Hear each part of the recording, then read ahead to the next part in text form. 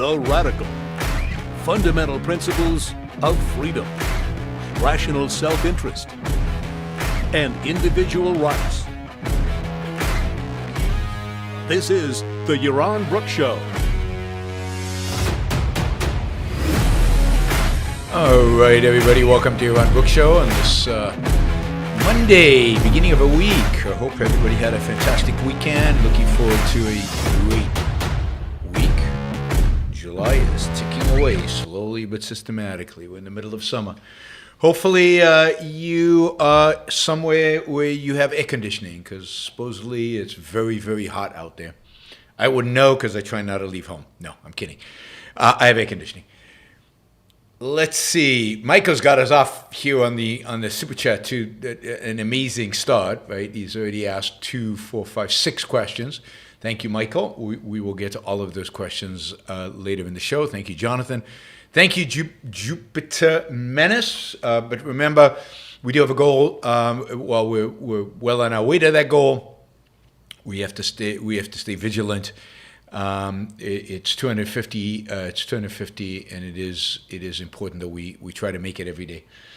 All right, I do have a monthly goal, and we really need to step it up the rest of the month to make the monthly goal. Let's see. Yeah, we got a full schedule today. I crammed. I don't know why I did this, but I've got a lot of topics. I think I don't have a lot to say about them, so that's what I always think. So hopefully this will go fast. Let's see what happens. All right, the first story is, you probably saw this. It was all over Twitter. It was in the media. It's all over the place. RFK Jr.'s comments about COVID-19, which got him in trouble, and accusations of, well, who knows, racism, anti-Jewish, whatever, anti-Chinese. So this is what he said. And now he said this in an informal setting.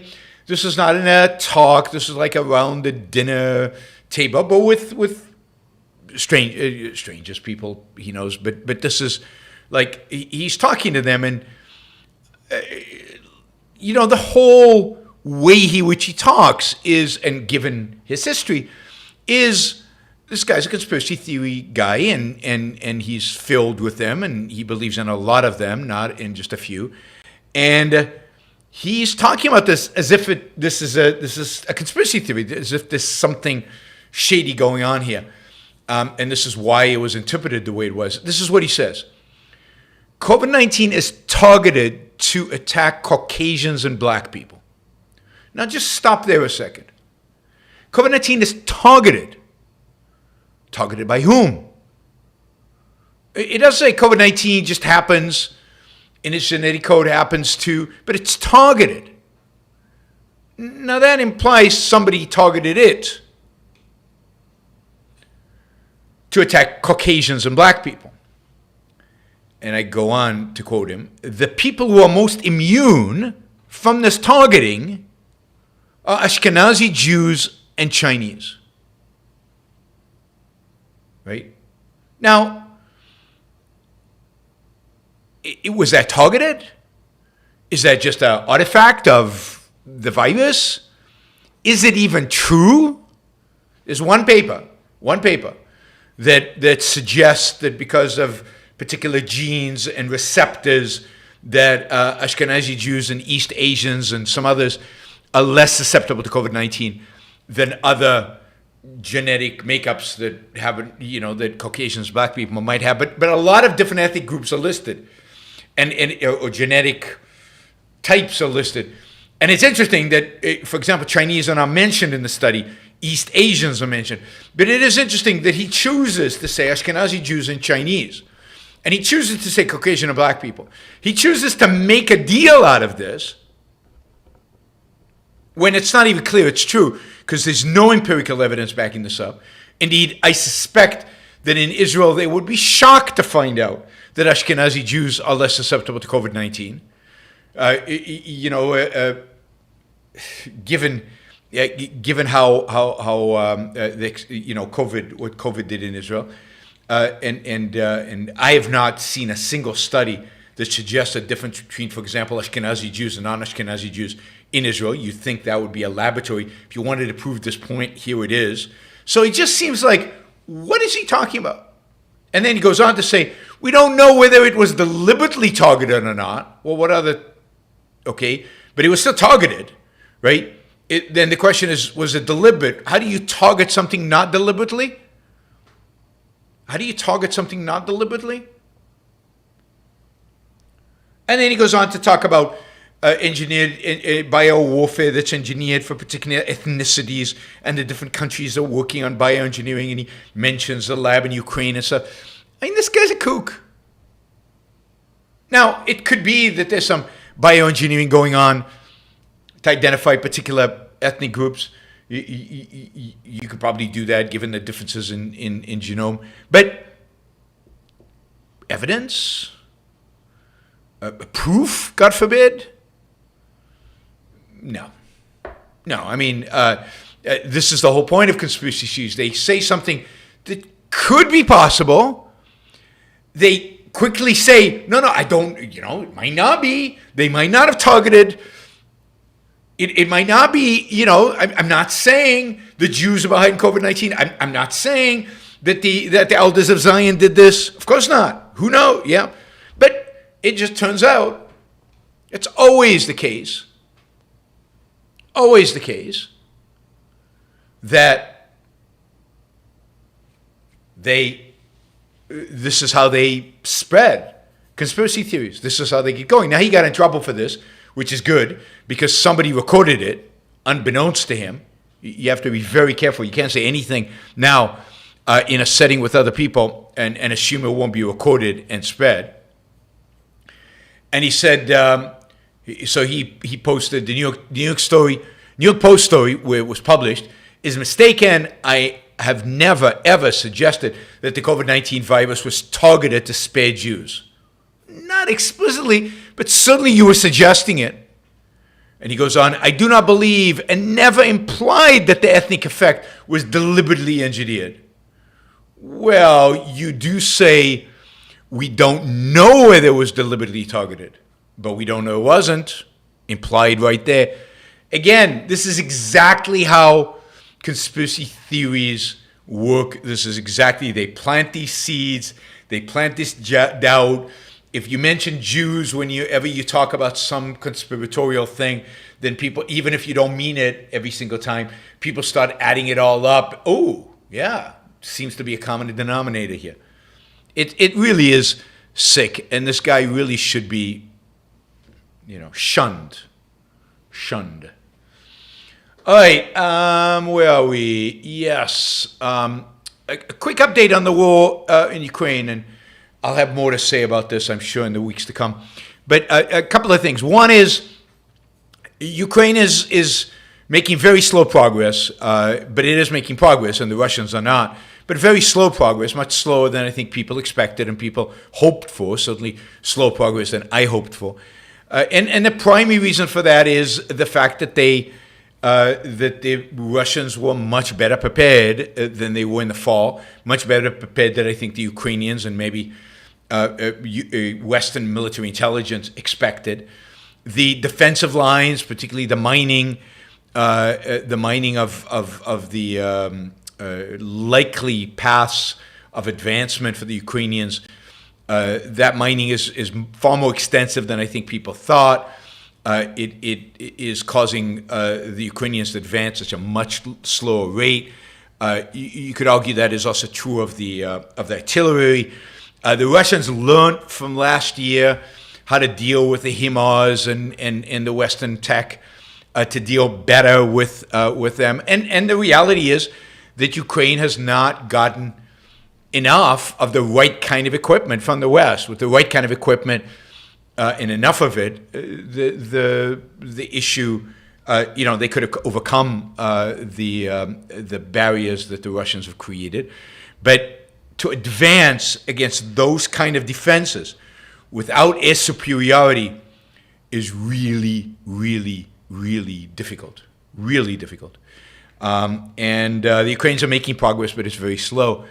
And people are getting impatient, and people are getting antsy, and people are thinking, oh, maybe they can't win this, and therefore, even among those who support Ukraine, the talk about some kind of negotiated deal with Russia and some kind of capitulation of the Ukrainians that lead to some of Russia's demands are increasing. That, of course, would only kind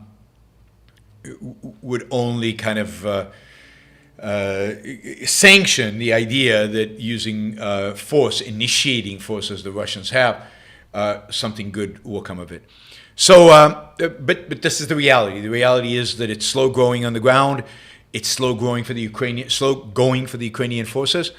They're gaining ground, but they're not losing it, but they're not gaining ground again anywhere near the kind of speed that many people expected. The West's are definitely cowards and not supporting Ukraine more fully. It's still early, and there's still a lot of time for the Ukrainians to make significant gains in the months to come before winter, before it becomes almost impossible to move in that part of Ukraine. We will see how that develops, but I'm still fairly optimistic that those gains will be made. In the meantime, Ukraine last night or the night before, over the weekend, managed to use drones coming in right over the sea to attack the bridge, the big bridge that connects Russia and Crimea. This is, as they did in October when they bombed it, this is a major cost for the Russians. While they fix the bridge, they can't move stuff over the bridge. This is the main supply line for troops into southern Ukraine, for all the equipment, everything else. This is also a main way in which the Crimeans get out. So this is a major transportation. This is the main route between Crimea and Russia, and the fact that Ukraine can attack it and destroy it is a big problem for the Russians. In response to that, Russia came out today and said that it is refusing to renew the grain deal that allowed Ukrainian ships to export grains and other materials out of Ukraine for consumption in the rest of the world. They will not guarantee the safety of those ships. Again, the dominant fleet in the Black Sea where they have to travel through is Russian.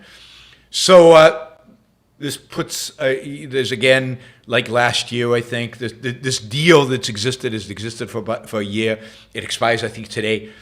And this places at risk the entire supply chain of food to much of the world, particularly African places like that. Last year there was a lot of panic about this. I think there will be some panic this year, but I think ultimately food will move forward. Interestingly enough, was it last week? I think it was last week. Erdogan of Turkey said that he would use the Turkish Navy to guarantee the movement of Ukrainian ships through the Black Sea. That would be really interesting, placing the Turkish Navy in potential confrontation with the Russian Navy. So we'll see if that actually happens. But my guess is food will move out of Ukraine and towards the rest of the world. Exports will continue. All right. Let's see. Iran. Bad news out of Iran, depressing news out of Iran, actually. The regime in Iran has decided to bring back the morality police. You remember they actually withdrew them, and there was a rumor at some point. That they were actually going to dissolve them and get rid of the morality police. They never did that, but they pulled them off the streets. Well, they're putting them back on the streets. They're going to be squads that are patrolling the streets. They're going to be vans that are patrolling. They're also going to use a video to try to catch female drivers driving either without a hijab or a loose hijab. There is repression of women is back at as a mainstay for this regime, and they have renewed their commitment to this repression. We'll see what happens in terms of how much of a pushback this generates, whether these demonstrations from last year can be resurrected, but it's very difficult.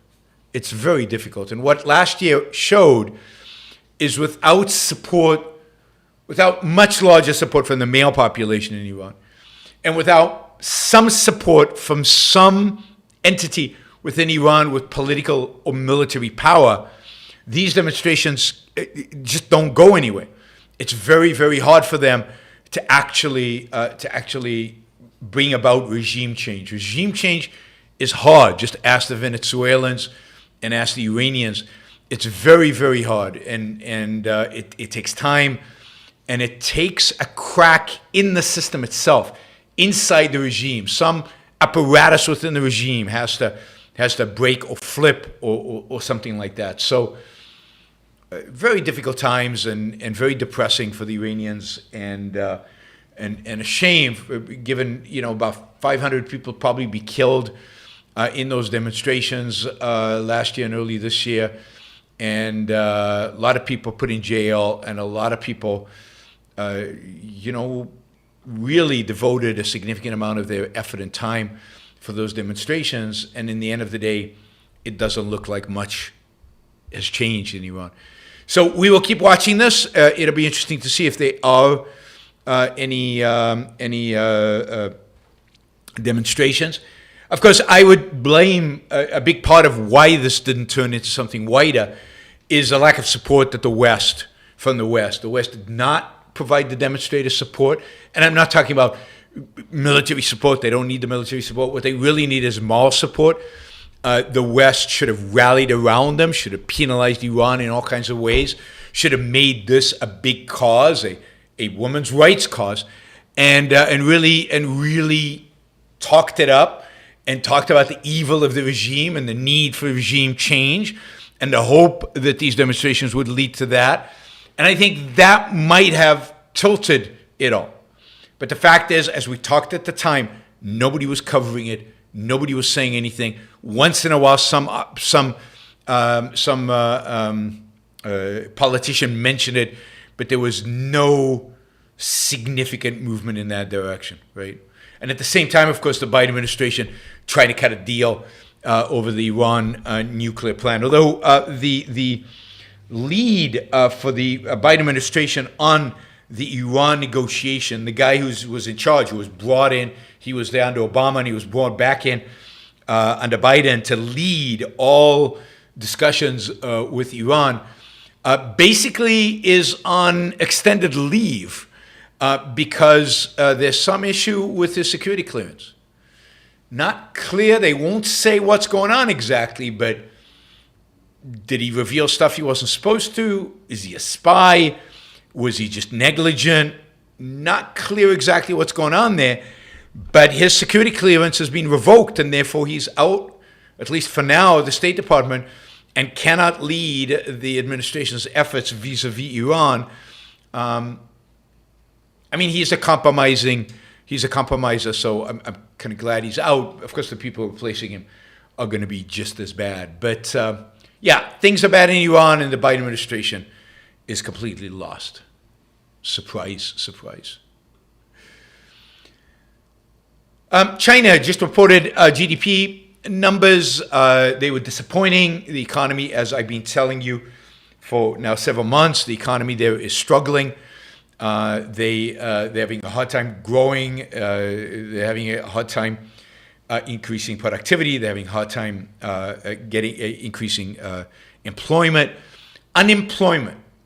Unemployment among young Chinese, 16 to 24, is hit a new record this quarter. It's at 21.3%. So 1 in 5 young Chinese cannot find a job. This is a disaster for this country. As it is, China is rapidly aging. They need young people to be working. They need young people to be creating wealth. It's hard to grow an economy where you're young and not participating in the workforce. It also is a recipe for social unrest, and the Chinese Communist Party has to be worried about this, because what are these young people going to do, and when is their frustration going to bubble over and expand? Remember the demonstration in China, which ultimately led to the zero COVID, being eliminated. What's next? So it's going to be very, very, very, very interesting. But to what extent can Xi survive a bad economy, growing debt, local debt at local governments all over China basically are bankrupt. The entire real estate industry is probably bankrupt, and there's no way for all of that and the need to deal with that doesn't affect economic growth over the next few years. So China is stagnating, certainly relative to expectations. Its youth is stagnating; they cannot find jobs, and the Chinese economy is struggling. Not surprising. I've been telling you this for years. The correlation between a stagnating economy and authoritarianism persists. That correlation is still out there, and the question is, will the Chinese learn that indeed the reason this is happening to them is a consequence of the increased authoritarianism, maybe the brain drain of people leaving to other countries, a brain drain we could accelerate if only we increased immigration from China. Something to watch. And how does Xi handle this, and what does he do, particularly as the Chinese people become more frustrated with what is going on? Talk about frustrated people. Israel is again experiencing massive demonstrations and real challenges as the Netanyahu government talks about its judicial reforms, and in this case, what they want to pass right now is a law that makes it impossible, or very, very difficult, but probably impossible, for the judiciary to basically review the actions of the government and the actions of parliament.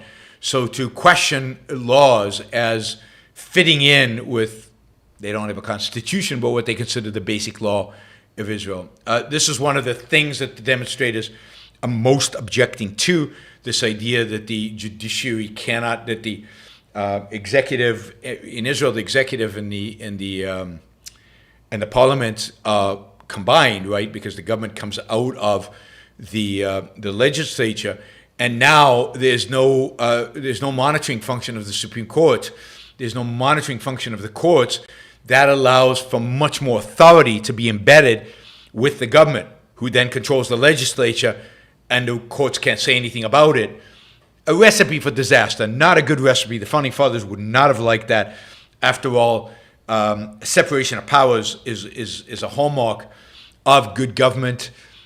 Israel has separation of powers that is problematic. It's not ideal. There's no question it is a challenge, but the government's solution to this is to do away with all separation of powers. The government's solution to this is to grant it all power, and that is unbelievably dangerous and bad. Anyway, talk about dangerous. At least 180 senior fighter pilots, elite commandos, special forces guys, and cyber intelligence specialists in the Israeli military reserve have told their commanders that they will no longer report for voluntary duty if the government proceeds with the plan. That is, they're out. Now, the 180 fighter pilots, particularly senior fighter pilots, that's a big deal.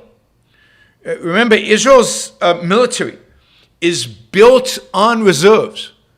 That is, at every point in time, a significant percentage of the military, the standing military, are reserve troops. And in a time of war, Israel's standing army is too small to cope with an invasion. It has to bring up all the reserves during that period of time. And of course, if the reserve, like these guys, don't go in on a regular basis, then they're rusty if a war ever breaks out. 180 pilots is a lot, given the total number of pilots, well, 180 pilots plus. But it's 180 senior people is a lot in a small army, in a small military like Israel. So Israel is, this is not good. It's not good for Israeli security. It's not good for Israel's ability to defend itself. And this is really an illustration of something I talked about already. Maybe we'll do a whole show on this because it's a big issue. Israel is being torn apart, basically. Israel is being torn apart by two different visions for Israel. And you could argue that this is a phenomenon now occurring maybe in the U.S. at a much lesser extent and maybe ultimately will happen in Europe. There are two visions for Israel, there are two visions in Israel for Israel. One is that Israel is a state for Jews. It's a regular country and has the protections of a regular country. It's a regular secular country. But it is a haven for the Jewish people, for people who self-identify or people who are genetically somehow connected to the Jewish people. It's a haven for Jews. And that's the idea. But as a country, in terms of how it runs itself internally, it's a country. It's a country built on universal principles that don't have to do with the Jewishness of the majority of the population. That's one vision. The second vision is that Israel is a Jewish state. That is, that essential to the character of the state, essential to the character of its laws, essential to the character of how the government is run is Judaism, is the religion. And that the laws should and must reflect that. That it's not just a state where Jews feel safe. It's a Jewish state in which Jewish law, to a large extent, Jewish religion is part of the essence of the country. Now, these two are radically different views of the state, right? One is compatible with liberty and freedom and individual rights, and the other is not. And that's why this battle over judicial influence is just the tip of the iceberg of a much, much bigger battle that is happening within Israeli society. And of course, it is split. Israeli society is split along primarily religious lines in terms of, this is not so much left and right as it is religious, not religious, in terms of which side of this you fall on. And it's going to be interesting how this plays out because over the long run, the religionists have an upper hand because over the long run, as long as Israel doesn't have a constitution protecting individual rights, and as long as it's a democracy where majorities count, over the long run, the religious elements have the advantage because they have a lot more kids than the secular parts of society. And therefore, Israel's likely to become more and more of a Jewish state rather than a state for Jews, which would be very sad.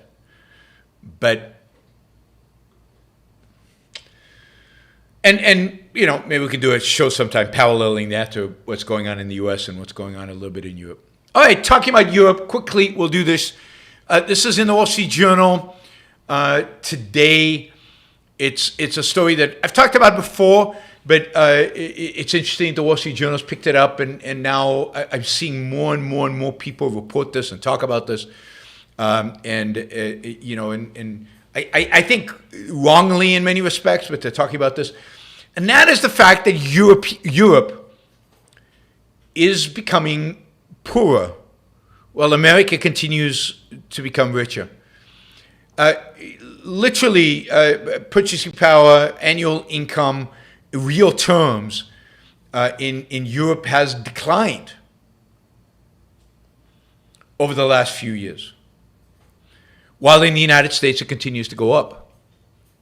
In the U.S., U.S. has expanded its gap, its lead, if you will, if there's a competition, in terms of annual wages, GDP per capita, adjusted for purchasing power or not, in almost every metric. Consumption, which I think is maybe the most important metric. Americans consume a lot more than Europeans. Americans have continued to consume a lot in the post-COVID era, whereas European consumption has shrunk. Standard of living, quality of life, wealth is far greater in the United States than in Europe. And the economy of the U.S. has been a lot stronger than the European economy over the last year, really since 2008, and even more so since 2019. And there's really been a divergence. The U.S. is just, and people give Obama and Trump and Biden credit for all this. Of course, they always credit the politicians.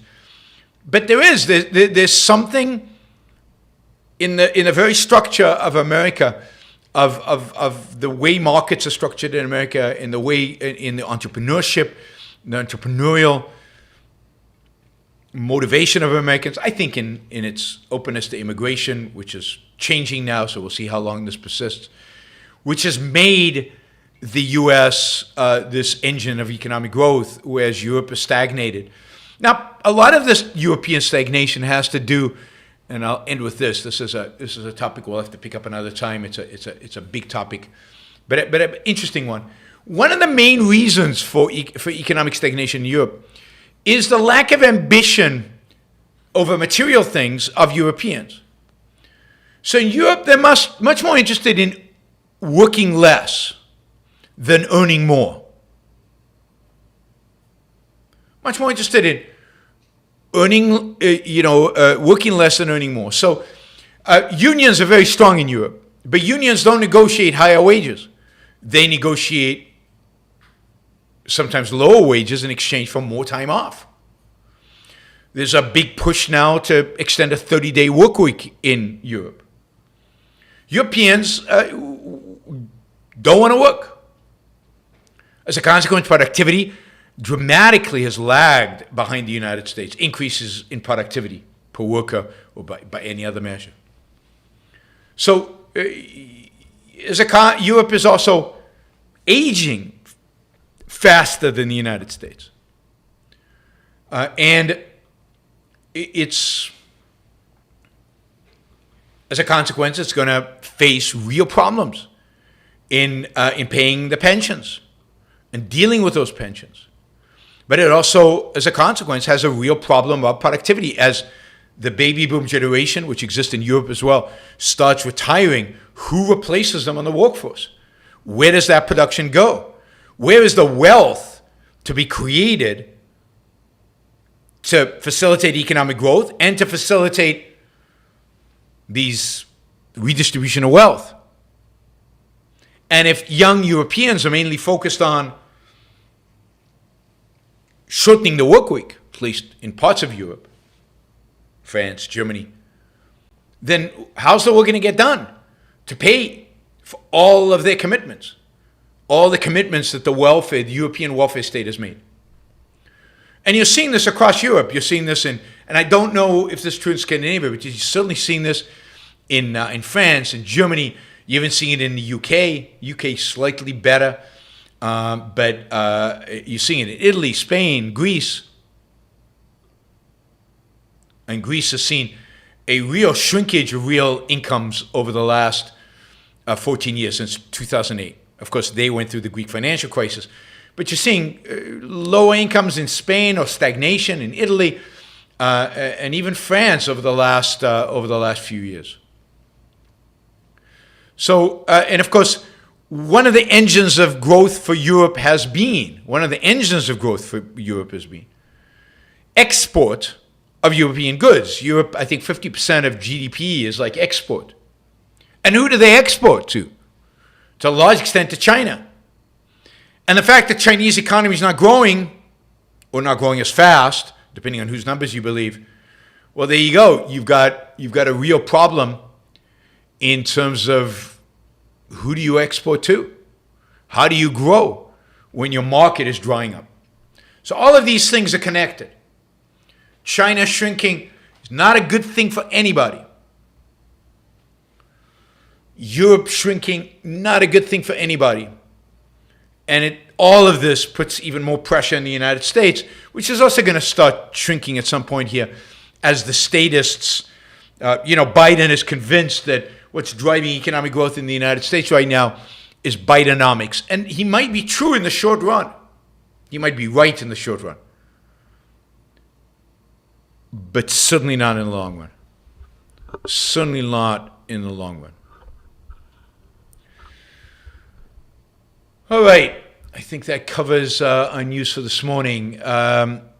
Let's see. We're going to jump into the super chat. We're only $50 short of our goal. Let's try to reach it, maybe even exceed it, because we don't make it every time.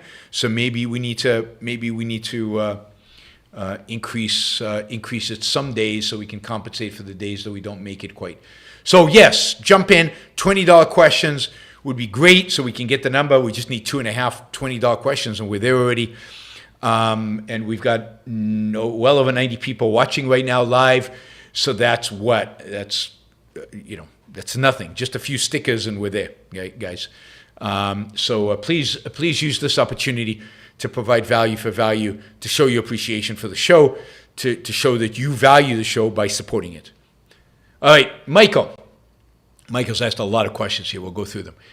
There could have been tens of thousands of entrepreneurs who were on the fence about starting businesses, and after reading Ayn Rand, they got spiritual fuel to take the risk, and we're all richer for it. Absolutely. I've talked about this many times, that I think that the real impact of Ayn Rand on the culture is the impact she had on entrepreneurs, on those entrepreneurs that then went out and changed the world. And I've given names, but it's right across the board in Silicon Valley in terms of the leaders of the previous generation of Silicon Valley as being influenced by Ayn Rand. So she has already had a really profound impact on our culture, and will be having an even more profound impact on the culture as we move into the future. So that is a way to be optimistic about the future, because I think it's real. I think it's happening.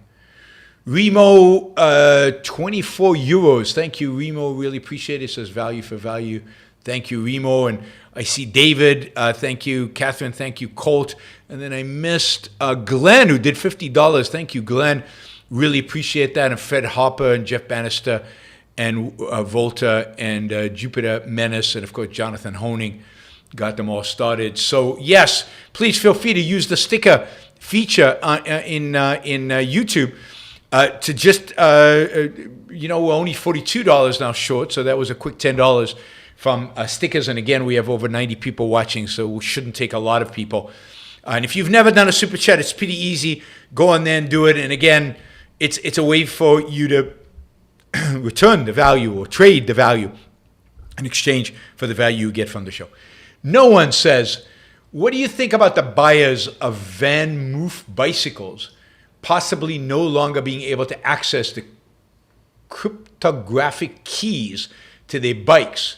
Should access keys for software of something you bought be part of property rights? Whoa, that's pretty weird. I haven't heard about that. Who got the keys? I mean, who took the keys? Were they lost? Were they stolen? What's happened to those keys? But look, property rights can be divvied up. You can segment them. You can sell the bike without the key. You can sell the key without the bike. You can sell the combined.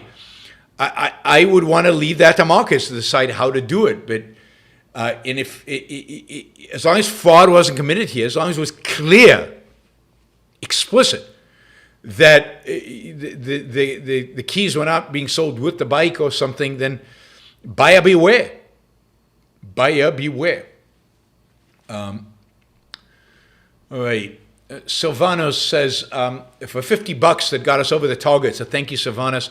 Thank you, guys. We made our target for the day. Of course, we can exceed it, and that would be good. But have you seen or intend to watch the Lex Fridman podcast of Netanyahu? Hard to tell what was authentic or canned responses.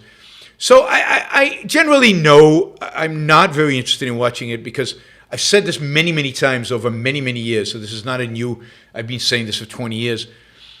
Netanyahu gives a great speech, does a great interview in English. He comes across principled. He argues passionately for the right things.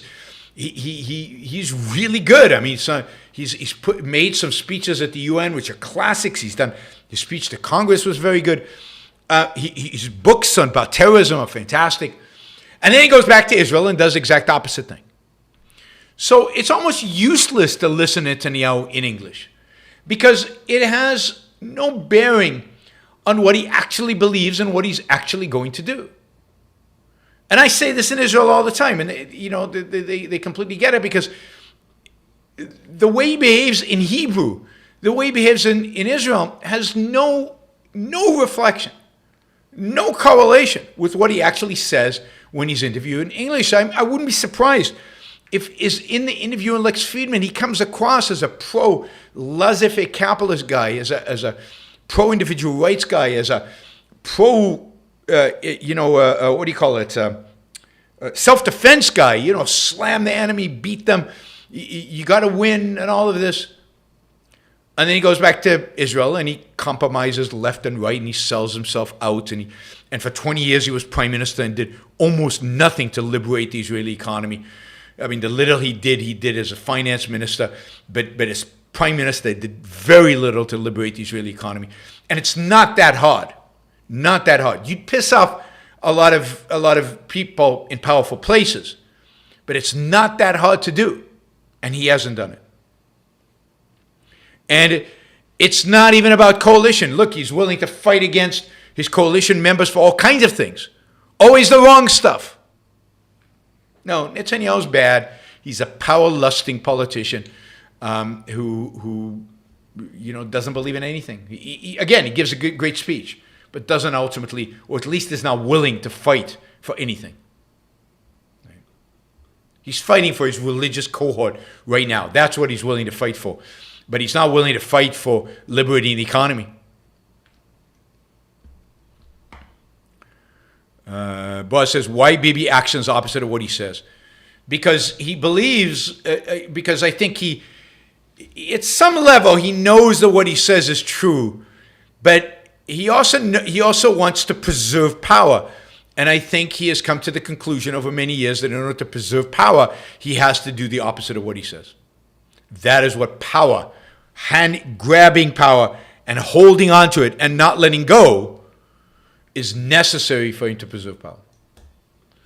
All right, Lewis, what would you say to someone who the U.S. is not, someone who says the U.S. is not really that rich?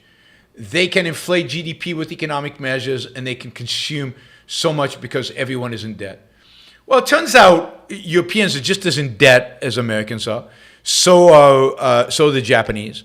Debt across the world is very high, and the Americans, as a percentage of income, are not higher than other countries particularly.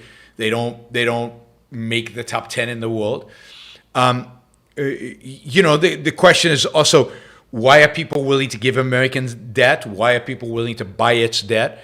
Maybe because America, has something, i.e. a more secure, more stable, more robust economy than the rest of the world, and that's why they're growing. But look, you can attack the U.S.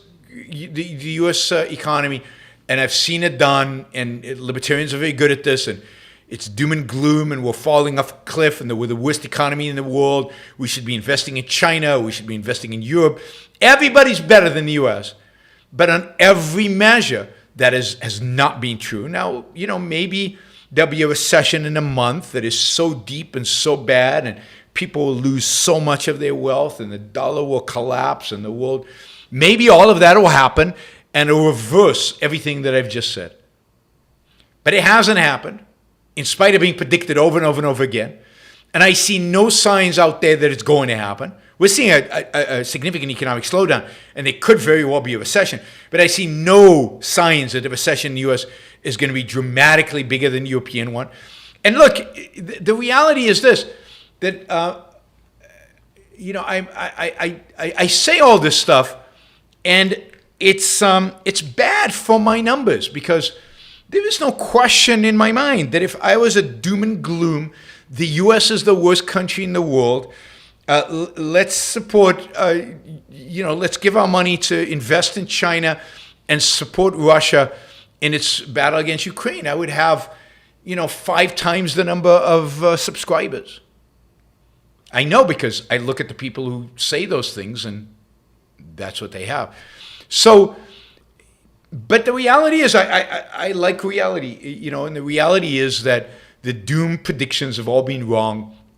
The reality is that you look at the U.S. economy, and if you look at it objectively, what is truly stunning is its ability, its flexibility, its adaptability, its ability to continue to produce in spite of everything. And the only thing holding back the U.S. economy right now, I mean, lots of things, but the heavy burden of regulations and the lack of immigration. And if you unleash those two, wow.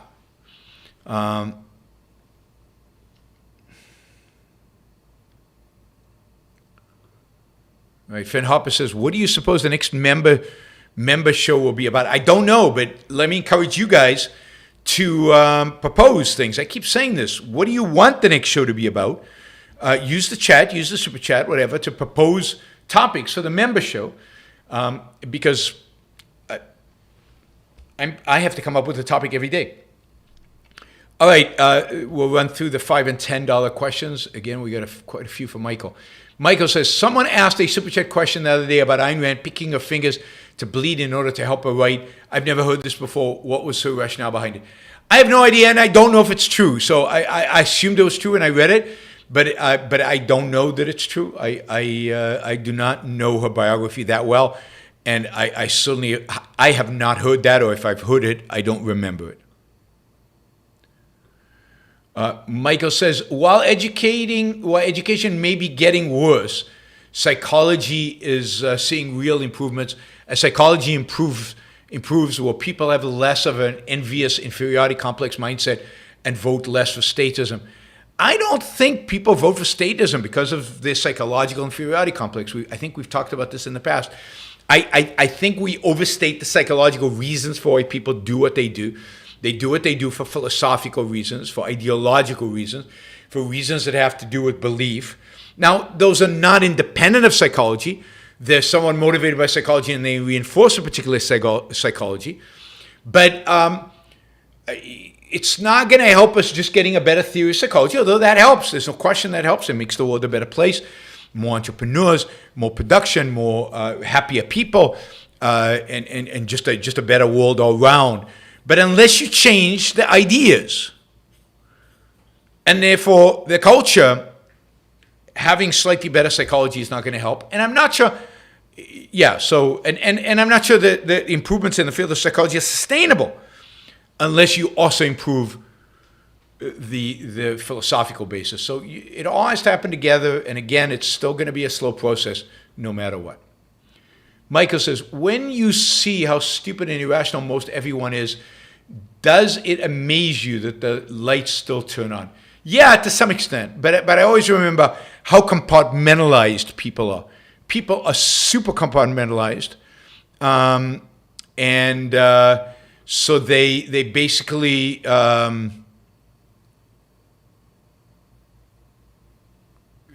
they can be super irrational in some parts of their life and super rational in other parts of their life.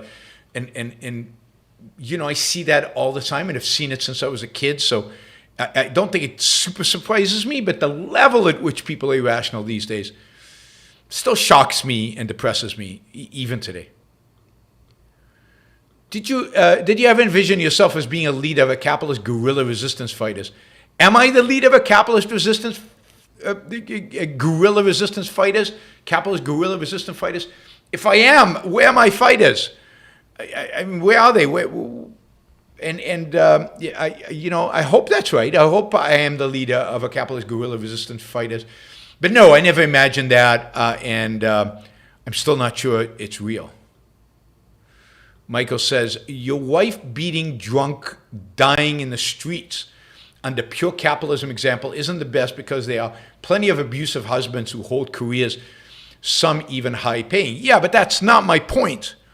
My point is not that every wife beating drunk is going to die. My point is that the wife beating drunk who doesn't have a job, who doesn't do the work, and is supported and allowed to continue, in a sense, to beat his wife, is supported by the welfare state. And my point is that the welfare state, that person, the welfare receiving, wife beating drunk, is actually, in a sense, quote, worse off under capitalism. because he's not going to get the welfare. And he might die on the street. That's my point. Not that they aren't wife-beating drunks who do make a living. Right? It's just this particular type. The type that where the welfare state doesn't evaluate you based on your virtue. The welfare state just gives you money based on how poor you are. I think a proper, charity system would give you money based on your virtue and your need, but virtue. And if you need but don't have virtue, you don't get money.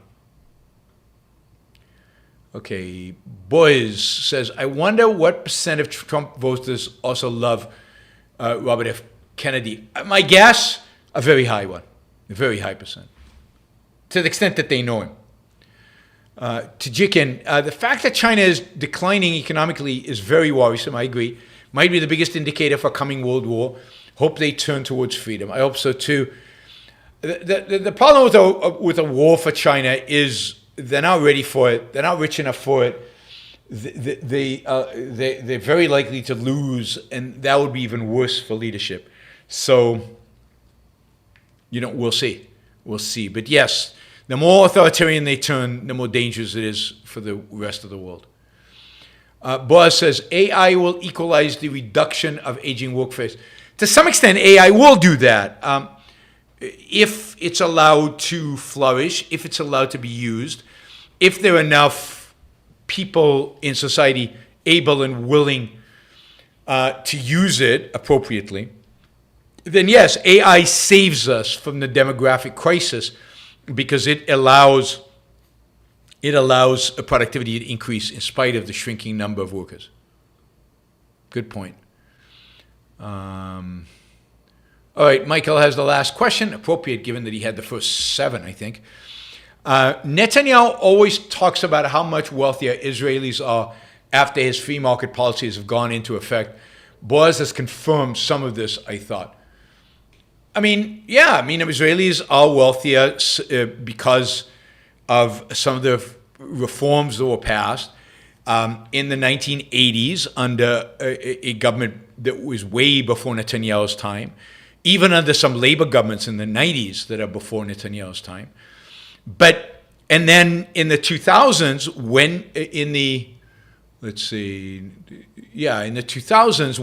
early 2000s, when he was finance minister, and I've said this before, he passed some significant reforms.